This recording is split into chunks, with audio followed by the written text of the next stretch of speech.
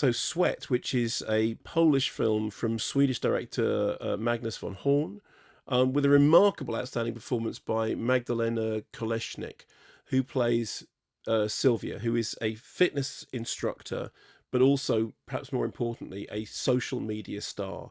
She's like an Insta icon.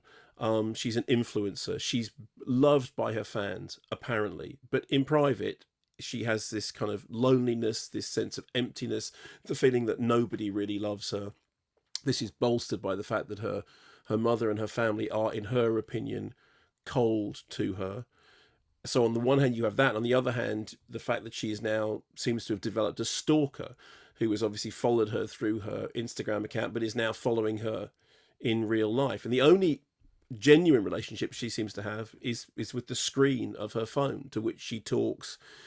And because obviously a screen of a phone is a mirror when you talk to it, it's like she's just talking to herself. And even in that arena, she's starting to show emotional frailty. And of course, the great irony of it is that when she does things like she goes on Instagram and says, "I feel very lonely, and I, you know, and I'm worried that nobody really loves me," it actually just makes her more of a celebrity.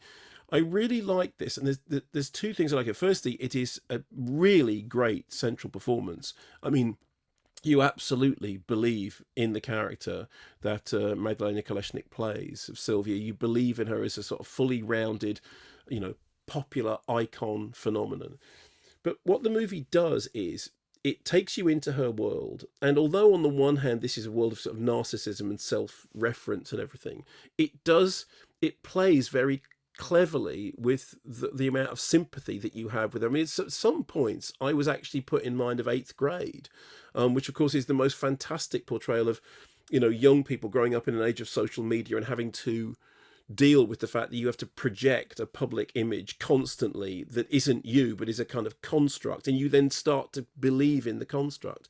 And I think that what this did, without ever being trite or ever doing that kind of, "Oh, the internet, isn't it bad?" or "Oh, the internet, isn't it great?" Never did any of those things. What it does is it progresses from one increasingly kind of, you know, emotionally complicated situation to the next, and at every stage asks you to make up your own decision about, you know, what you feel about what's happening, and what you feel about the central character who's got this kind of plastered on smile behind which is this cracked smile and this constant sense of needing affirmation every moment, because actually in her own life she doesn't have it.